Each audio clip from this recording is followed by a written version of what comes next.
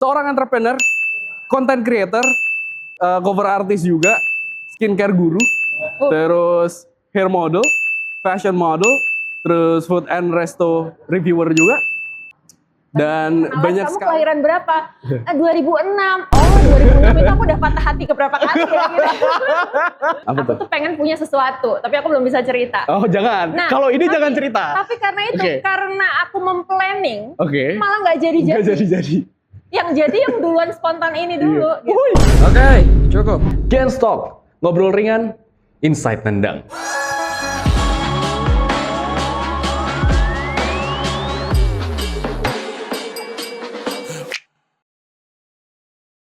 Gitu. Aman udah mulai.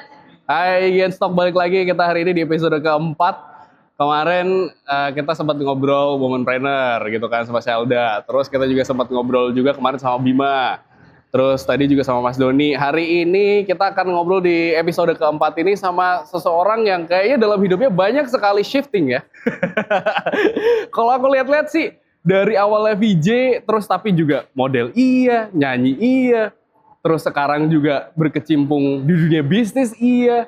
Terus kalau aku lihat-lihat dari bisnis yang dijalankan sekarang juga kayaknya kuat sekali dengan personalnya. Dan gak cuma itu aja, tapi juga ada banyak hal, salah satunya adalah tentang ngomongin soal hewan peliharaan, tentang binatang, yang bisa dibilang bahwa we need to take care of each other. It's not only for human, but also about other creators gitu. Kayaknya gak usah lama-lama lagi, kita akan ngobrol bareng sama Finali di sini. Hai. Halo. Apa So pleasure. kabar? Baik. Dirimu bagaimana? Baik. Baik. Lapar sih. Oh, lapar ya? Iya. Oke. Kita nanti juga bakal makan-makan. Jadi hari ini kita sangat berterima kasih sekali untuk Sang Seafood Semarang yang luar biasa. Kita tadi juga udah ngobrol-ngobrol sama manajemennya. Kita hari ini dikasih tempat untuk ngobrol-ngobrol sekaligus juga menikmati kudapannya. Sang Seafood terbaik pokoknya. Oke, aku mau memperkenalkan dulu. Tadi mungkin agak intro kali ya tadi ya, masih intro ya keluar ya. Aku memperkenalkan bernama Kezia Vina atau nama panggungnya Finali. Seorang entrepreneur, content creator, cover artist juga, skincare guru, terus hair model, fashion model, terus food and resto reviewer juga. Dan banyak sekali kayak misalnya sering banget diundang talk show UMKM untuk bicara soal branding dan segala macam. Is it true? Bener ya? Iya. Oke. Terus ngomongin juga, aktif juga di sosial media, terutama soal movement-movement dan segala macam. It's really nice to have you here. Dan pertanyaan pertama yang pengen aku tanyain adalah, kenapa shifting? Sebenarnya bukan shifting sih, cuman Apa? expanding ya. Oh, expanding. Oke. Expand aja. Oke, expanding. Expanding. Karena awalnya kalau ditanya kenapa sih jadi model, kenapa sih tiba-tiba jadi VJ, kenapa Iya, iya. sih tiba-tiba jadi nyanyi, terus tiba-tiba jadi influencer, jadi KOL gitu. Iya. Sebenarnya bukan pindah, tapi bertambah. Oh, oke, bertambah. Gitu. Jadi apa ya? Itu pun juga awalnya aku nggak sengaja. Oke. Kalau mau dibilang apakah punya passion di dunia fashion, kenapa jadi model? Itu sebenarnya enggak juga. Karena Oke. awalnya itu waktu aku masih sekolah, kita tuh lagi jajan di food courtnya Citraland waktu itu. Oke. Tiba-tiba ditemu oleh model-model senior dari AV Salon. Oke. Terus diajakin ikut lomba. Kebetulan mereka punya waktu itu lomba namanya Wajah Pengantin. Oke. Itu adalah annual event yang Annual memang event, oke. mereka mencari talent setiap tahun.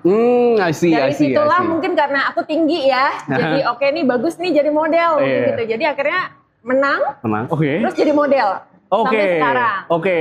Terus Masih jalan tinggi. jadi VJ-nya pun juga bukan rencana tuh. Oke. Awalnya karena aku ngefans aja sama VJ Daniel. Oke. Siapa yang nggak ngefans sama VJ Daniel kan gitu. Ada manusia secakep itu ya.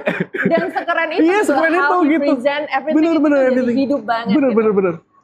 Aku ngefans dan jadi kepengen, aku pengen ketemu VJ Daniel nih Oke. gitu. Nah, 2006 itu waktu itu masih pada umur berapa nih, udah lahir belum ya? 2006 itu VJ Daniel jadi host penggantinya Irgi di Indonesian Idol. Oke, yes.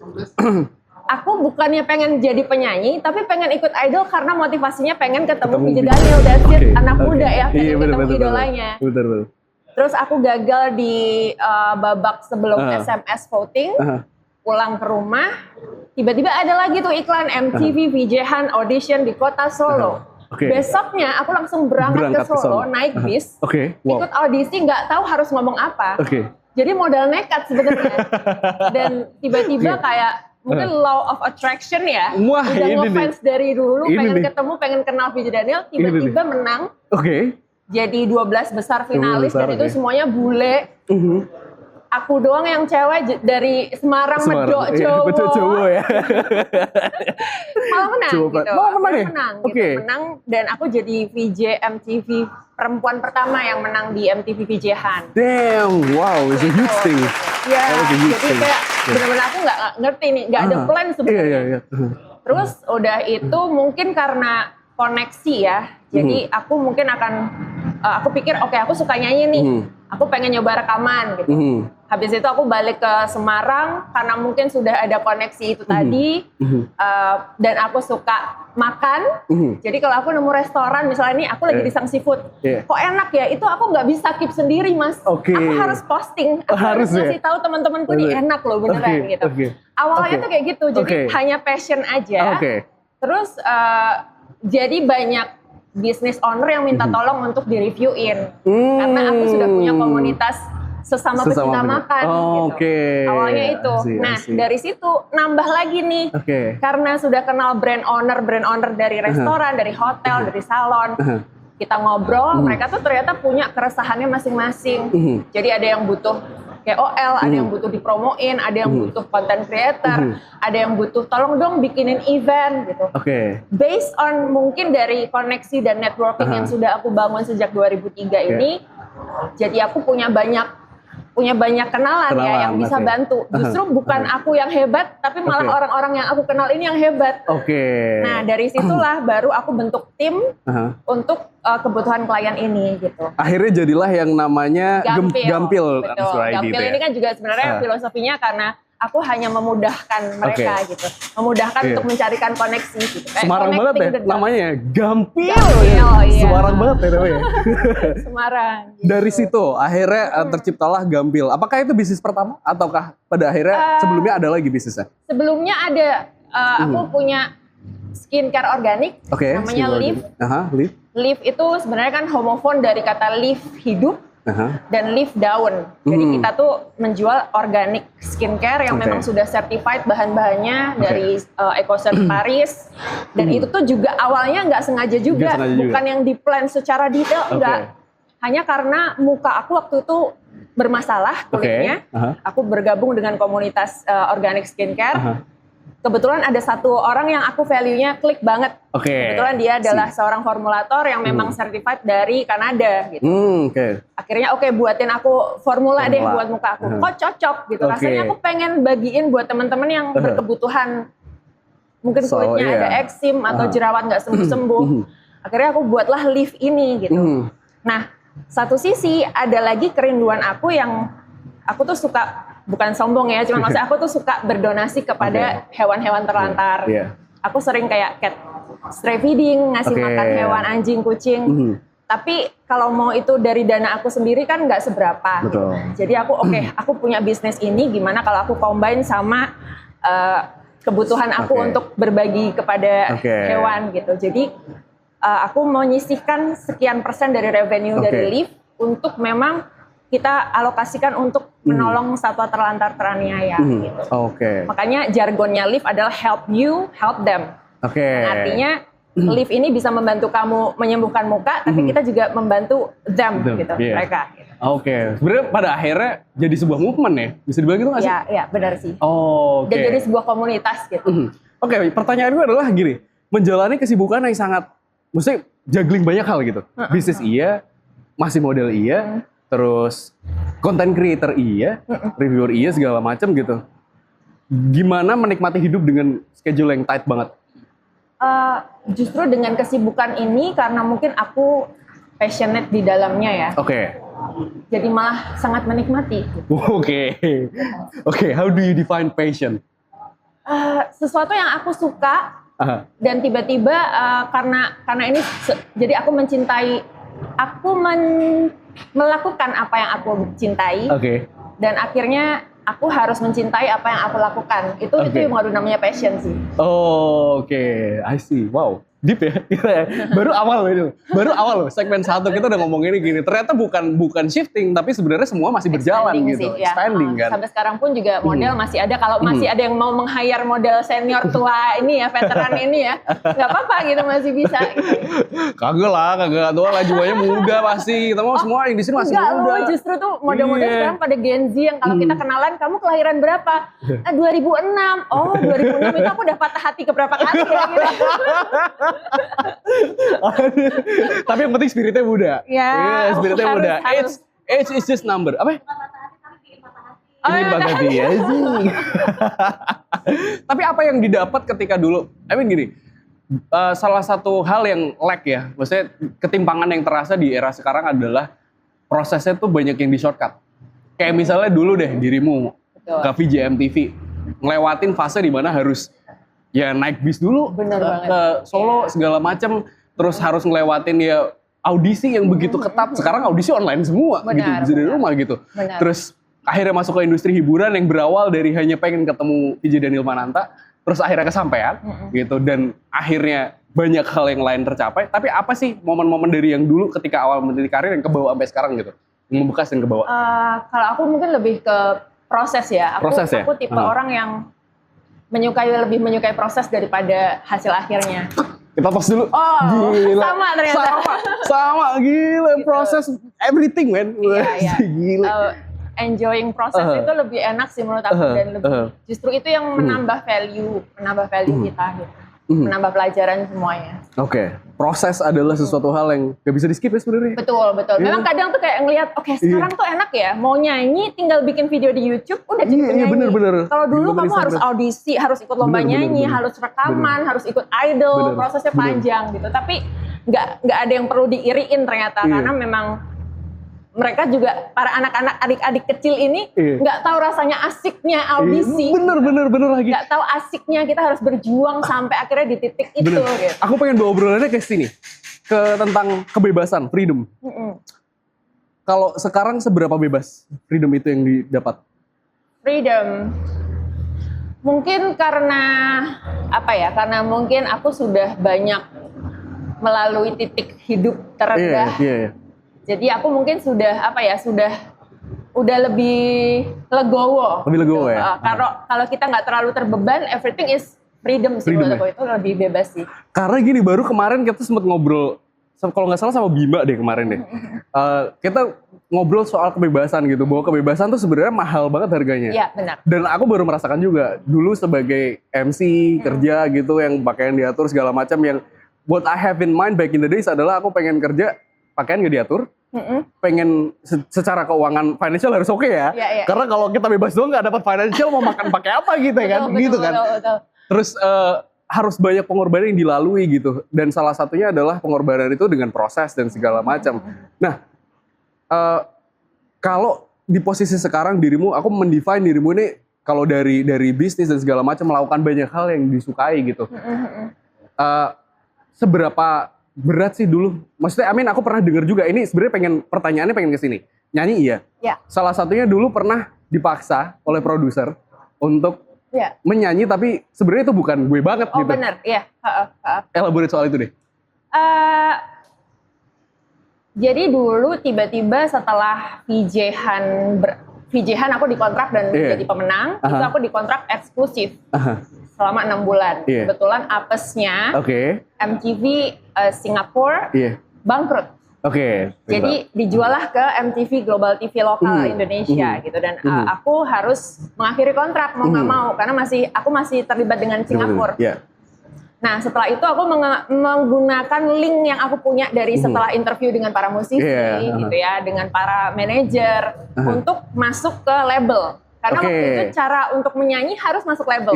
Sama kayak dulu pemain film tuh biar bisa main film ya jadi model dulu gitu kan, ada kan yang kayak gitu kan. Ada step-stepnya. Iya, ada step-step kayak gitu ya. Nah, kalau nyanyi memang harus mau nggak mau ngasih demo ke label gitu.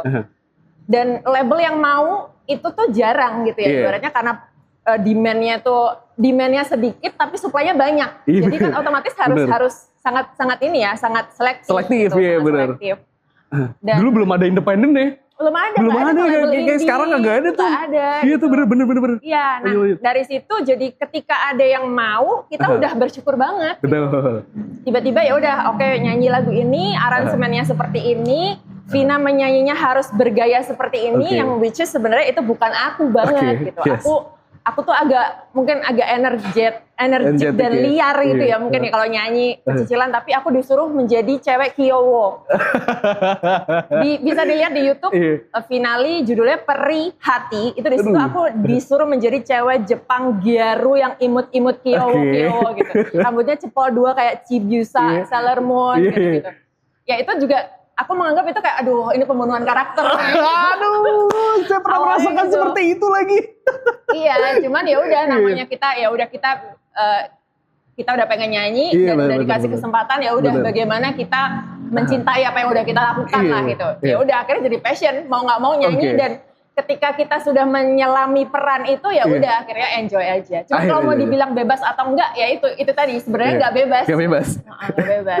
Tapi itu termasuk itu gak sih? Maksudnya aku percaya bahwa setiap perjalanan tuh pasti proses ya. Itu nggak ada yang manis, pahit semua. Apakah itu bisa dikonsider sebagai proses untuk akhirnya dirimu menemukan kebebasan kayak sekarang? Iya banget. Iya banget ya? Iya banget. Kalau mau ditarik ke belakang itu isinya pahit-pahit doang. Pahit-pahit doang lagi, iya bener lagi. Setuju lagi. Bener. Kayak gitu, oke. Wah seru banget ya obrolan masih segmen 1 loh ini loh, padahal kita belum ngobrol soal tadi law attraction gitu. Terus belum lagi tadi ada sedikit hubungannya sama stoik gitu, karena aku juga pernah baca-baca tentang stoik. Jadi tetap di sini aja Gens Talk, masih bareng sama Finale di sini. Mau habis ini balik lagi ya.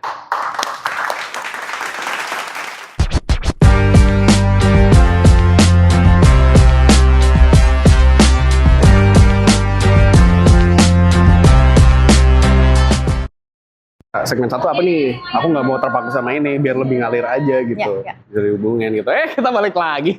Udah masuk ke segmen 2. Masih barengan sama Finale di sini.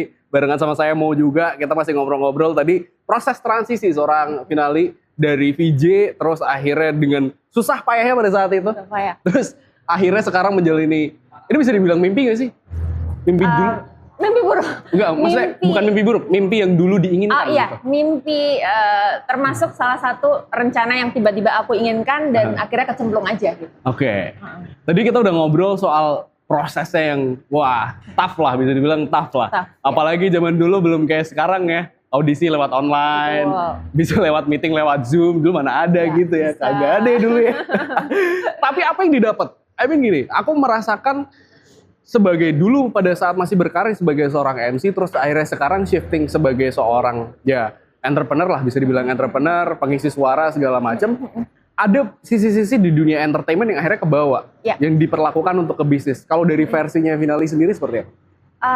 Entertainment itu menurut aku sekolah branding yang paling besar ya. Iya. Sekolah branding yang paling brutal. Iya. Paling brutal. Contohnya kayak aku sebagai VJ pun kita harus mempresent segala sesuatu dengan hidup.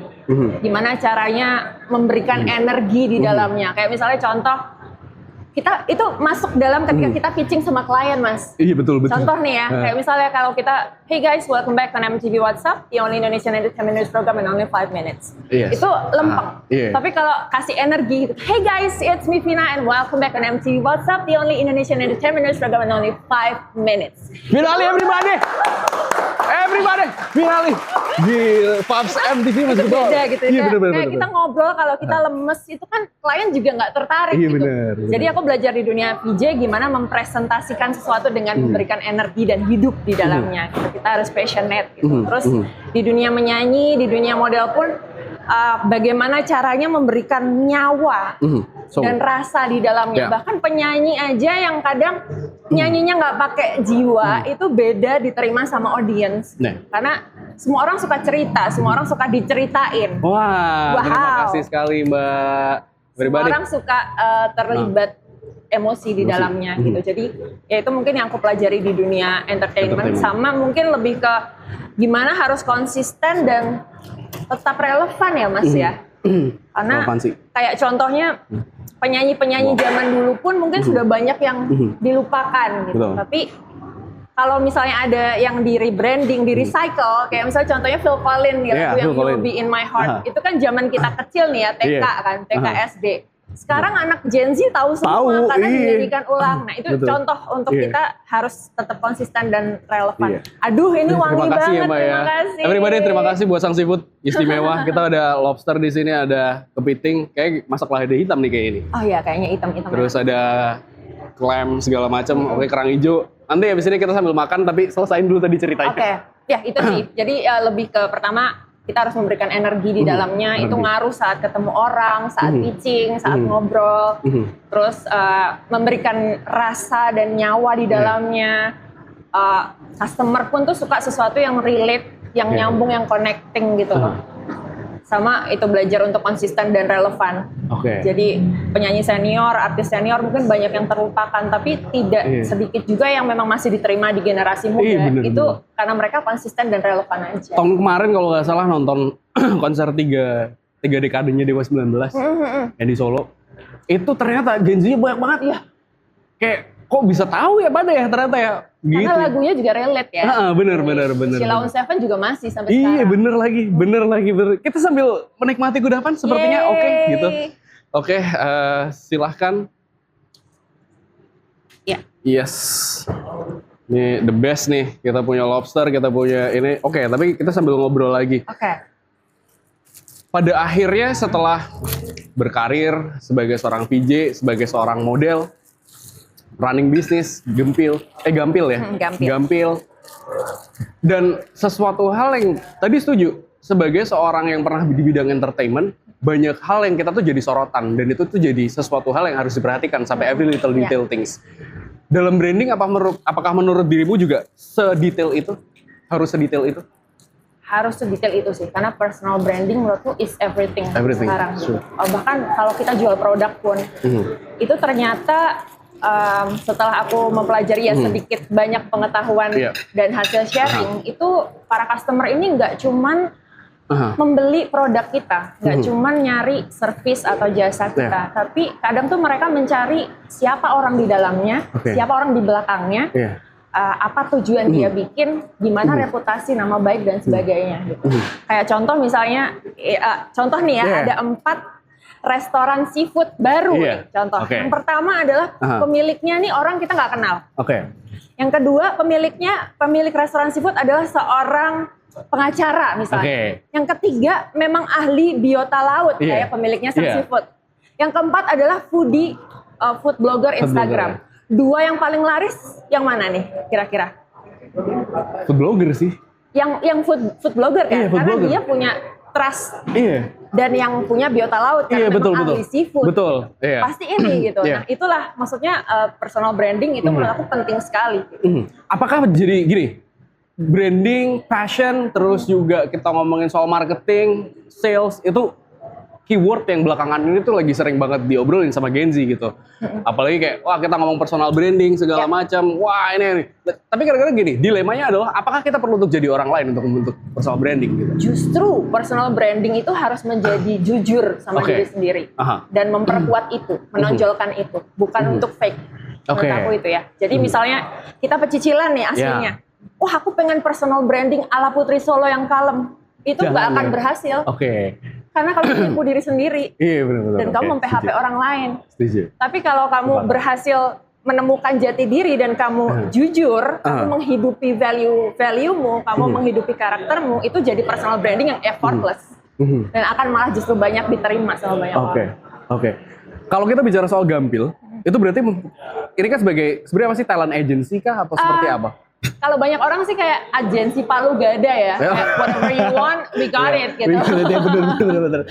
Ya awalnya itu karena banyak yang, oke Vin tolong dong cariin influencer. Nah karena aku punya banyak teman-teman dari komunitas influencer, aku banyak kenal orang, jadi oke, kita bisa gitu. Ada yang vendor, cariin dong content creator.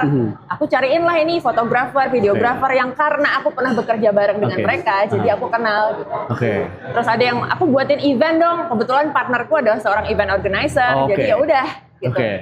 Dari network aja sih. Jadi Palu Gada, sebisa mungkin kita bantu, kita permudah, makanya namanya Gampil. Termasuk juga kemarin habis bikin sebuah event, Pre-Love, di sebuah mall yang ada di Semarang. Gini, apa perbedaan antara Pre-Love dan juga thrift?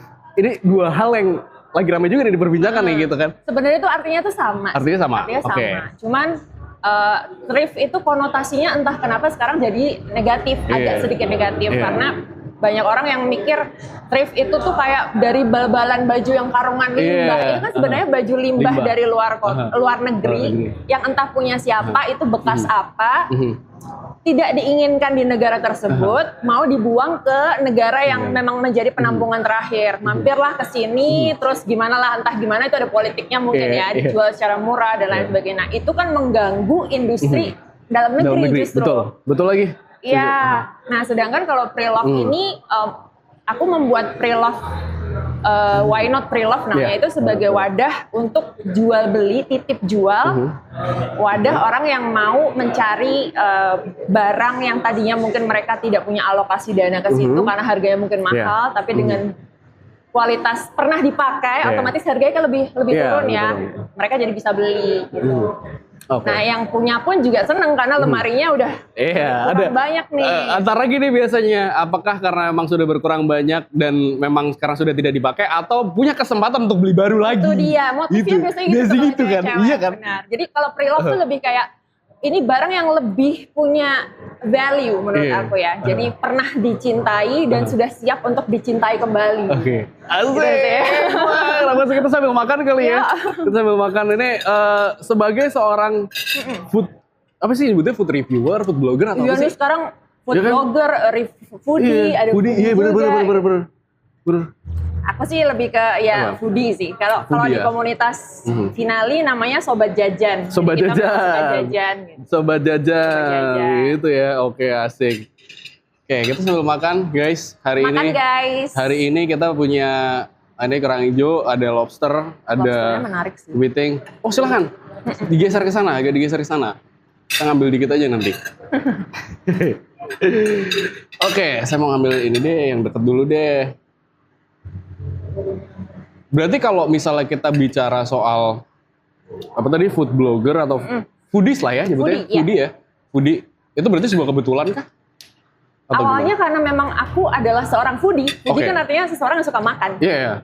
Setuju. Jadi dan I love sharing everything yang menurut aku enak, bagus, aku sharing. Ya udah tiba-tiba banyak aja tuh kayak kesempatan, tolong dong reviewin restoku, tolong dong reviewin restoku gitu. Berarti memang ibaratnya peluang ini datang di waktu yang tepat kali ya? Iya. Karena kan kalau kita bicara soal food blogger, foodie segala macam, exposure yang bener-bener meledak tuh baru, ya let's say baru berapa tahun ini? Berapa tahun ke belakang gitu. Ya. Dan sekarang jadi banyak banget orang yang jadi foodie gitu, karena melihat sesuatunya kok kayaknya enak ya, makan dibayar, bener-bener. Ya kan? Iya lagi. Gitu. Value-nya tuh yang ditangkap tuh gitu. Padahal sebenarnya tidak sesimpel itu dong. Gitu. Gitu. Kita harus membedah rasa, kualitas, tekstur, pengetahuan kita juga harus belajar sama brandnya, sama ini, sama tempatnya. Produknya kita juga harus knowledge-nya harus benar-benar paham. Dan jangan menjelek-jelekkan brand lain, itu kan penting ya. Black campaign itu lagi rame tuh kemarin tuh ya kan, lagi rame tuh. Sampai di boykot tuh. Siapa ya itu ya? Ada tuh kemarin. Agak botak apa ya orangnya? Kan nggak apa-apa kan? Kan nggak nyebut nama kita. Kita nggak nyebut nama. Gitu. Kita coba. Enak. Biar semakin afdol untuk menjadi seorang foodie. Gigitan pertama untuk kalian guys. Kan gitu kan. Ini kalau definisi aku, satu suapan cinta pada satu suapan pertama. Widih. Bumbunya langsung marem medok. Kalau aku biasanya punya istilah untuk sesuatu makanan yang mantep bumbunya, itu namanya marem jebret. Marem jebret. Jadi kalau kata itu udah keluar dari hashtag yang udah aku pakai, berarti ini enak gitu. Sobat jajan udah pasti tahu, oke ini Vina suka nih gitu. Biasanya langsung pada datang nyobain yang menu yang aku kasih hashtag marem jebret. Soalnya aku dulu sempat memperhatikan almarhum Pak Bondan. Iya. Ada beberapa jargon. Betul, manyus ya? Kalau manyus tuh udah paling top tuh. Iya, benar. Udah paling top. Kalau satunya bahasanya apa ya? Enak atau apa gitu. Itu kayaknya belum sampai maknyus nih. Kalau gitu. enak mungkin hanya sekedar rasanya aman, gitu. Bisa diterima lidah, ramah di lidah gitu. Tapi kalau udah maknyus itu kayaknya recommended by Pak Bondan banget gitu. Bener approved by Pak Bondan gitu. Udah approved gitu. Iya. Tapi gini, aku pernah digging soal di dunia foodies ya. Kayak yang aku tahu Gary Girianza itu saking menjaga, maksudnya juga tadi kan ada measurement di mana nggak pengen menjatuhkan bisnis orang lain gitu. Kalau memang ketemu satu tempat makan nggak cocok, itu biasanya nggak dinaikin konten daripada harus ya berurusan dengan segala macam. Kalau dirimu gimana? Jaga itu. Kalau aku sebisa mungkin kalau memang mengalami experience yang tidak nyaman gitu ya di satu restoran, aku sebisa mungkin menyampaikan ke pihak manajemennya dulu. Oke, Karena gitu sebenarnya ya. ini misalnya kita menemukan rambut ya misalnya, ada banyak yang langsung di post gitu. Iya. Kita mungkin harus sekali lagi bertanya tujuannya apa gitu. Oke. Tujuannya apa nih kita bikin konten? Iya. Apakah hanya pengen supaya rame? Supaya di mana itu kan engagementnya rame nih. Yeah. Apakah motif kamu itu atau ada hal lain gitu? Atau pengen curhat atau apa? Jadi sebenarnya itu memang perlu lebih aware dan mindful ya dalam berkonten menurutku. Nggak semua harus dikontenkan. Kecuali memang tujuannya itu tadi, memang mau cari engagement. Kalau memang tujuannya mau cari engagement ya udah. Kadang tuh malah sengaja bawa laler dulu. Sengaja ditaruh iya, gitu ya. Ada kadang yang gitu. Tapi aku penasaran soal, karena kita lagi ngomongin soal dari tadi kan ngomongin soal branding ya. Branding tuh kuat sekali dengan otentisitas gitu. Sebuah kata yang bisa dibilang ya itu yang membedakan kita dari yang lain gitu. Betul. Sebenarnya banyak orang, mungkin kalau orang yang pernah berkecimpung di dunia kreatif tahu gitu untuk menemukan otentisitas seperti apa. Tapi banyak juga di luar sana mungkin Gen Z yang anak nongkrong nih di kampus itu untuk menemukan gimana sih caranya untuk menemukan otentisitas itu seperti apa gitu. Kalau dari dirimu Finali seperti apa? Mungkin aku mungkin cuma sharing ya karena aku bukan ahli di bidang ini juga. Cuman kalau aku mungkin lebih ke kita menggali aja ke diri sendiri. Lebih mindful dulu. Pasti kita akan menemukan kok titik benang merah kita tuh pengen, kita tuh sukanya apa. Kita sukanya apa, kita nggak sukanya apa, kita pengen jadi apa, goalnya kita apa, itu kita harus yang menggali sendiri. Baru setelah itu dihidupilah ini gitu. Jadi kayak misalnya aku suka nyanyi misalnya, ya udah kontennya dipenuhi dengan konten-konten menyanyi, genrenya. Oh iya. Terima kasih Mbak. Ini jagoan ini kita nih. bisa makan ini. Bisa ambil pakai tangan nih habis ini nih. Siap. Oke. Genrenya apapun, misalnya nih kita ngomongin soal musik ya. Genre apapun juga nanti pada suatu saat kita akan menemukan sendiri, oh ternyata karakter aku tuh sukanya musik kayak gini. Jadi ya yang harus menggali ya diri sendiri. Akan ketemu kok pasti nanti. Iya lagi. Akan ketemu. Iya lagi. Bener karena aku dari kecil terbiasa mendengarkan musik punk, musik metal, dan ternyata tanpa disadari itu tuh kebawa dalam cara berpikir gitu. Bahkan ngebawa diri segala macam gitu. Even pada saat besar dengerinnya lebih ke jazz dan juga blues, tapi ternyata nilai-nilainya tuh tetap ke bawah juga gitu, hanya lebih adaptif aja gitu. Oke. Kita jangan kemana-mana, guys. Kita habis ini bakal balik lagi. Saya dari tadi susah konsen ngeliat ini. Salam Ibu, terima kasih sekali. Habis ini kita akan balik lagi di segmen ketiga ya.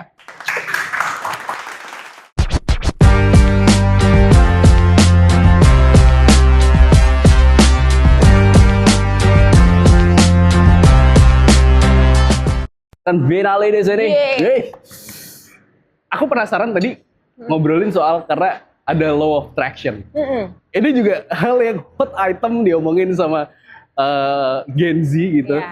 Lagi banyak ya. Iya, lagi banyak banget tuh law of attraction, stoicism, segala macam. Tapi memang percaya law of attraction? Percaya nggak percaya, dan sebenarnya aku belum terlalu dig into itu ya. Cuman tahu aja ada istilah law of attraction, dan kalau aku membaca sekilas, kayak sekarang banyak tuh influencer yang menggaungkan law of attraction gitu.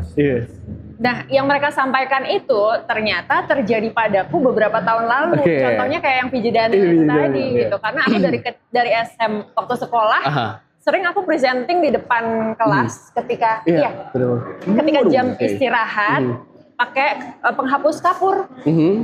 Halo, aku Vina. Masih kayak anak kecil ya, zaman dulu masih belum tahu hey guys gitu.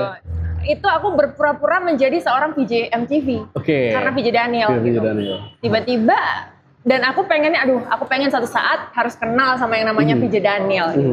Tiba-tiba terjadi, beneran terjadi gitu. Jadi kalau mau dipikir-pikir ya, ternyata proses ini yang aku alami itu sebagai law of attraction. Kalau stoik? Stoik itu apa ya? Kalau aku sangat penting di dunia kita ya. Iya. Dimana banyak sekali menghadapi klien, rekan kerja, partner, semuanya. Apalagi kalau aku harus berhadapan dengan yaitu banyak klien, nanti di model juga ketemu para desainer, para model, di nyanyi juga ketemu banyak orang. Kalau kita masukin hati semuanya, kalau kita pikirin semuanya, itu nggak mungkin bertahan sampai sekarang. Iya, betul. Jadi yang aku pelajari yaitu di Stoik adalah gimana kita semua penentu kendali itu ada yang tidak bisa kita kendalikan, gitu. Yang bisa kita kendalikan adalah kita bagaimana kita merespon. Itu aja sih yang aku pegang itu. Jadi ya itu memudahkan sekali untuk kenal Stoik awalnya gimana? Aku nggak tahu. Aku nggak tahu itu awalnya Stoik gitu. Cuman ya itu tadi aku dari proses aku berpikir dari misalnya journaling, oh mendingan jangan gini, oke kita harus gini. Ternyata setelah sekarang di Gen Z banyak sekali menggaungkan Stoik, oh ternyata aku tuh selama ini menjalankan Stoik gitu, secara tidak sengaja dan tidak langsung. Sebenarnya sama sih, aku pernah mengalami di mana dulu salah satu titik terendah dalam hidup, terus aku merasa bahwa yang menyelamatkan aku tuh adalah filsafat sebenarnya. Dan salah satu yang membawa adalah Stoik itu sendiri gitu. Dan ketika tahu mempelajari itu mungkin era-era 2017-2018 lah. Dan ternyata emang punya efek yang efek gila sih.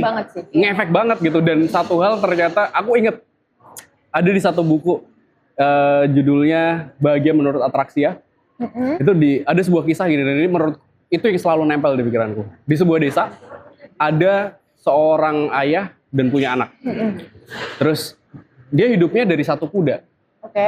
Punya kuda gitu, kandang kuda. Terus satu ketika abis itu ada kuda liar tiba-tiba masuk ke kandangnya dia. Terus dicoba untuk dijinakan. Anaknya ikut dan anaknya jatuh. Terus patah kaki. Cacat lah intinya anak. Terus tetangga-tetangganya pada datang, pada bilang, kasihan ya kamu ya punya anak, tiba-tiba anaknya cacat sekarang gitu. Terus orang tua ini tuh bilang gini, saya tidak tahu apakah ini berkah atau musibah. Dijawab seperti itu. Terus akhirnya kudanya lepas, terus tiba-tiba kudanya balik lagi. Terus tetangganya bilang lagi, datang, wah kamu beruntung banget ya, tiba-tiba dapat kuda banyak. Dia merespon dengan cara yang sama. Tahu nih musibah atau berkah gitu. Terus akhirnya setelah beberapa hari, ada di desa itu lagi banyak tentara-tentara yang nyari orang-orang baru nih buat direkrut. Karena anaknya cacat, nggak bisa diajak. Terus dia merespon dengan yang sama juga. Saya tidak tahu apakah ini berkah atau musibah gitu. Menjaga itu tuh sangat susah ya sebenarnya. Benar. Dan satu hal yang aku akhirnya soal Stoik ya, yang aku tangkap adalah bahwa Stoik itu never ending proses sebenarnya. Betul. Gitu ya? Betul banget. Dia menemukan itu juga? Iya. Wow. Iya, benar. Kita ngomongin filsafat terlalu berat ya, kita move on aja. Kita ganti lagi. Anyway, di era sekarang, perubahan, tadi kita ngomongin soal personal branding, ngomongin soal bisnis, branding dan segala macam, marketing juga kita tadi sempat menyinggung. Sekarang di era yang digital, tiba-tiba kita punya spektrum, ada namanya TikTok, ada namanya YouTube, ada namanya Instagram. Sosial media banyak banget ya. Cerita deh, karakteristiknya sebenarnya yang efektif tuh kalau TikTok untuk apa, kalau untuk Instagram untuk apa, gitu-gitu. Sebenarnya ini tuh luas banget. Cuman ya? kalau mau diambil kesimpulan, secara gampangnya, kalau Instagram itu adalah katalog dan etalase produk. Lebih ke apa ya? Lebih ke branding identity-nya. Tapi kalau mau promo dengan effortlessly, jadi ke TikTok aja. Lebih gitu. Karena kadang juga kontennya di TikTok yang di TikTok bisa viral, belum tentu di Instagram ada yang suka. Yang udah dibikin secara estetik di Instagram, di-upload lah ke TikTok, mirroring, nggak ada yang nonton gitu. Jadi ternyata memang marketnya beda, dan itu harus ada analisanya, memang ada teorinya. Tapi juga lagi-lagi itu belum tentu. Karena ngomongin algoritma ya, algoritma itu benar-benar nggak bisa diprediksi. Bahkan yang memang sudah langganan viral pun, itu kan biasa mereka tahu nih, oh yang disukain penontonku tuh ini gitu. Mereka bikin konten yang sama, itu juga belum tentu, bukan jaminan bakalan viral FYP juga. Benar. Jadi memang yang penting kita kenal siapa audiens kita, karena pada dasarnya memang kamu tuh mau ngajak ngomong siapa sih, itu aja. Kalau mau dalam membranding ya, dalam bikin konten, kamu mau ngajak ngomong siapa sih, siapa yang dengerin sih gitu. Nah itu yang kita pelajari aja, udah perkara itu nanti bakalan viral atau enggak, itu bonus. Oh, oke. Menurut aku Viral, sih gitu. viral tuh side effect-nya ya Iya, sebenarnya. side effect dan bonus aja. Udah jangan diharapin, jangan ditungguin. Semakin ditunggu semakin gak datang Betul. misalnya. Dan beban. Bener nih, bener lagi. banget. Aduh, Gak yang berekspresi nonton lagi. masih dikit, pasti Iya, gitu. iya, Kalau kita iya, ngefek, kalau kita berharapnya Iya. viral, itu pasti akan beban. Terus Laku nanti belum bisa tapi udah kena mental ya. Iya, Laku belum udah kena mental. terus sudah males duluan Iya, nanti. iya. Aduh, nanti nggak laku lagi, nanti nggak ada yang nonton gitu. Tapi by the way, tadi aku tiba-tiba muncul sebuah pertanyaan gitu. Sekarang itu banyak yang termasuk beberapa temanku ya, bikin konten buat Instagram, itu buat TikTok juga. Itu berarti nggak efektif ya itu berarti ya? Bisa dibilang efektif kalau Bisa dibilang memang marketnya sama. Tapi Oke. kadang memang kalau mau membidik secara luas, penonton di TikTok sama di Instagram beda. Bahkan di karakteristik beda. thread pun sama di Twitter beda juga Iya. gitu. Iya. Jadi memang kalau bisa ya di adjust karena ini kan Oke. ibaratnya ini dua personality yang Iya. berbeda gitu. Tapi gini deh, aku pengen bawa obrolan ini ke kalau kita bicara soal ilmu marketing kan measurementnya banyak ya, ada 8P, ada STP. Nah, Itu kan ya buat orang yang mungkin tidak terbiasa dengan hal itu akan susah gitu. Tapi apakah untuk in case sosial media ya kita bilangnya, apakah itu jadi sesuatu yang penting juga mengconsider nilai-nilai itu? Penting sih, penting. Cuman kalau sosial media aku lebih mementingkan cuman lebih ke audiensnya Know your audience. aja. Karena kayak misalnya aku di Live ya, aku punya Live, ada punya Gampil, ada punya Why Not. Itu kan ibaratnya ini ada beberapa brand nih. Yeah. Belum lagi Finali sendiri yang Yeah. sebagai brand. Belum lagi aku menghandle konten para klien Kliennya. dengan karakter yang berbeda-beda. Itu ibaratnya kita tuh kalau Finali itu kita cuma ngaca ya. Iya. Kita cuma ngaca. Tapi kalau di brand-brand ini tuh kita kayak punya banyak anak dan kita harus paham anak-anak ini karakternya beda-beda. Beda-beda, Ada yang berisik, ada yang pecicilan, ada yang pemalu, ada yang itu. Nah, gimana caranya kita menjadi stylist aja untuk bikin konten yang tepat untuk audiensnya. Udah itu doang. Itu doang ya? Itu doang. Tapi Sama susahnya minta ampun diberikan gitu ya? dengan value-value perusahaan yang kita punya ya. Kalau tadi dirimu kan bawa terms anak ya. Kalau bisnis sendiri kayak dirimu misalnya digampil dan live dan segala macam itu kan anak sendiri. Tapi kan dirimu handle klien juga kan, Iya, orang iya, lain iya. ngurusin anak orang. Wah itu bagaimana tuh challenge-nya? Kalau di Gampil, ini mungkin bedanya Gampil dengan agensi Iya, lain. oke. Kalau di agensi lain itu kebanyakan mungkin satu tim mereka menghandle semua klien.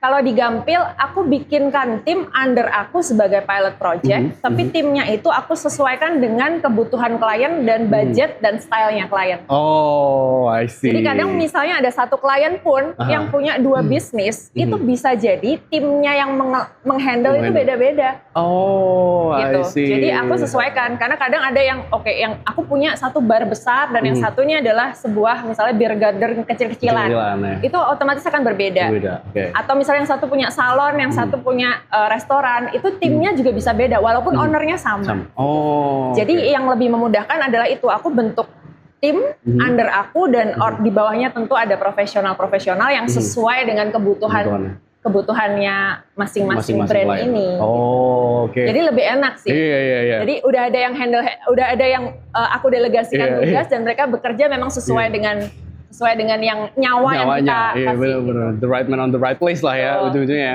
Jangan opo-opo ditandangi dewe. Iya. Biasanya ngeluh gue malah kerja Bercabang, urung wis ngeluh. otaknya bercabang Iya. banget.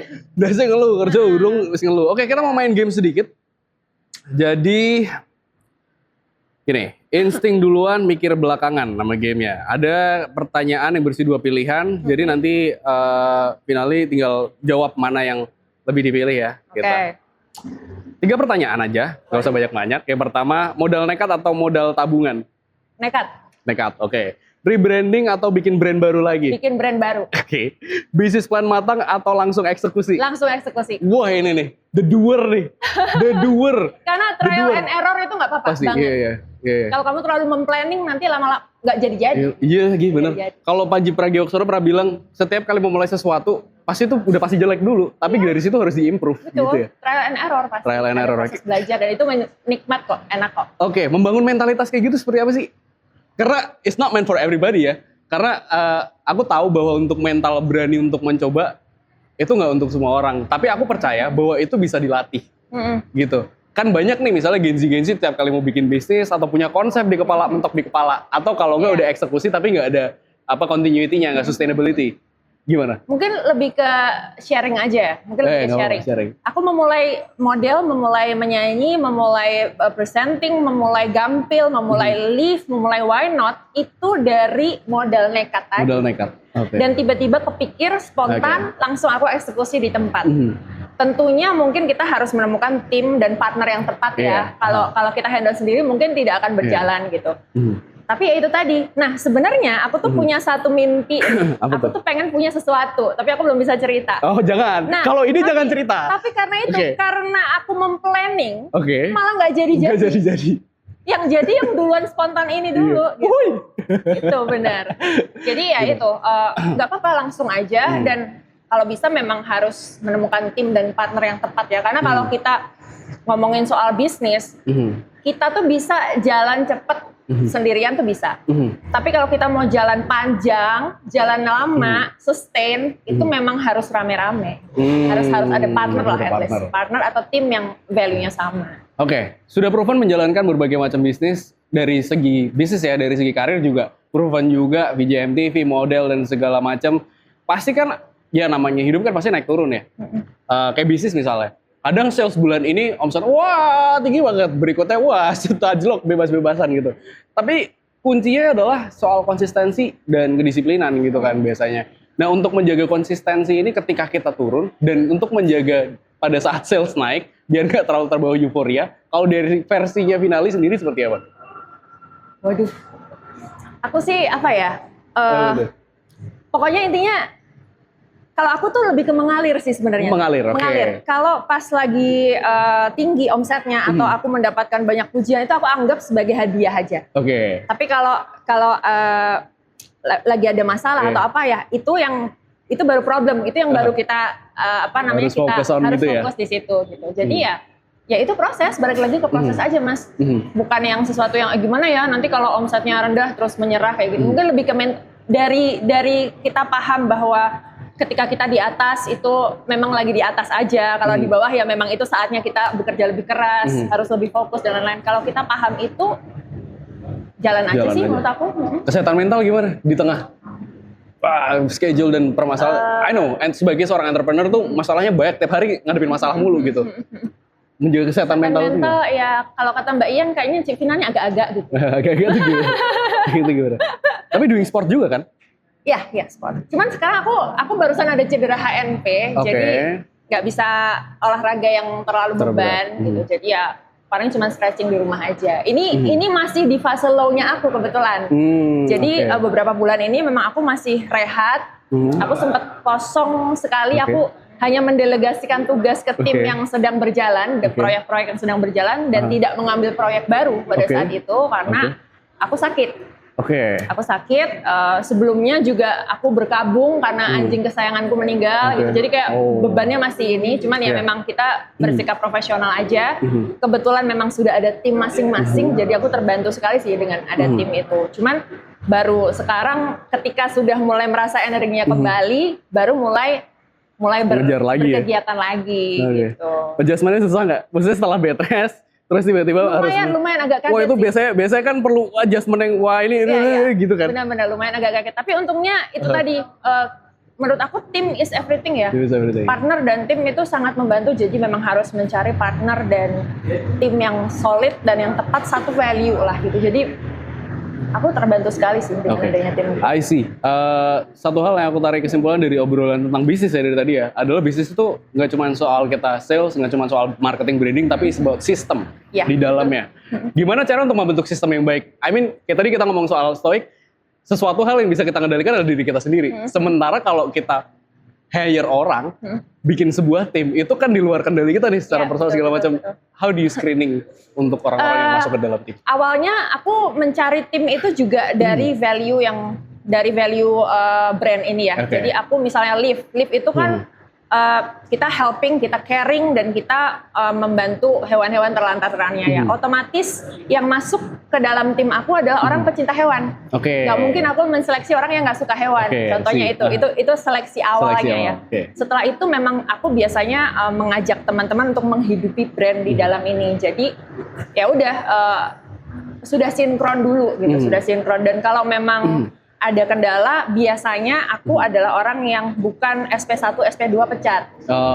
Aku tipe yang diskusi kalau ini ada kendala apa, kita berusaha mencari evaluasi dan kita cari solusinya gitu. So far bahkan turnover karyawan dan staff juga bukan yang tinggi ya, gitu. Ada yang sampai dari awal kuliah masuk sampai dia menikah dan akhirnya memang harus hamil atau itu baru-baru keluar gitu. Jadi sebenarnya memang kita udah jadi kayak keluarga gitu, lebih enak sih. Untuk memahaminya juga itu tadi perlu stoa ya, stoik ya. Gila lagi.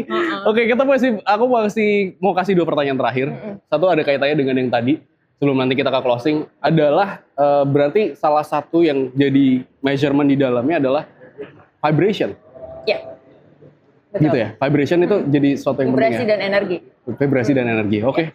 Dan pertanyaan terakhir, kita kayak itu aja pertanyaan terakhir gitu ya. Pertanyaan terakhir bener paling berat ya. Berat ya. Enggak sih, sebenarnya lebih kasih tips aja hal-hal yang mungkin perlu diperhatikan buat Gen Z untuk misalnya bikin bisnis terus akhirnya dikonteninnya juga. Apa aja tuh yang terus perlu akhirnya diperhatikan? dikontenin. Misalkan ketika bikin bisnis juga perlu konten dong. Nah itu apa aja yang kira-kira harus diperhatikan gitu? Kalau konten memang perlu yang estetik ya. Ibaratnya Instagram ini adalah etalase bisnis kita. Jadi gimana kita mau ngajak orang masuk kalau tokonya kita nggak di-display secara cantik. Itu penting memang. Tapi bukan hanya sekedar estetikan, bukan hanya sekedar menarik. Ketika sudah masuk, apakah pelayan di dalam kafe ini jutek? Kalau jutek nggak jadi beli pasti. Betul. Ada banyak faktor yang diperhatikan, bukan hanya sekedar konten. Konten itu perlu banget perlu banget tapi bukan hanya sekedar konten. Ada banyak value yang perlu dimatangkan di dalamnya, termasuk dari service, dari produknya, dan value perusahaan juga harus dihidupi sih menurut aku. Terus yang kedua adalah kita konsisten dan relevan itu tadi. Jangan kalau kayak yang tadi kita ngomong kalau omsetnya rendah menyerah, wah 2 bulan omset rendah tak tutup aja deh gitu. Harus konsisten dan harus relevan terus. Kita harus belajar terus lah pokoknya, belajar terus menghadapi perkembangan. Dan itu tadi soal tim ya.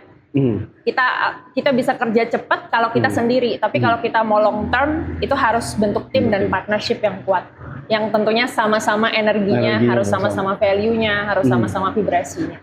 Jadi kalau bisa diambil kesimpulan ya, seorang Vinali ini kalau ngebuat bisnis, it's not just about the number, tapi di balik itu juga ada tentang vibration, tentang mindset, tentang connectivity antara manusia, terus tim, alam mungkin ya. Itu harus ada connectivity selaras. Kalau di Bali ada namanya Tri Hitakarana. Asik. Oke, kalau gitu terima kasih. It's a pleasure to talk with you. Sangat menyenangkan sekali Gen Z Talk kali ini di episode keempat bersama dengan Vinali. Kita jumpa lagi di episode berikutnya. Kita mau makan soalnya guys. Bye. Thank you ya, bye.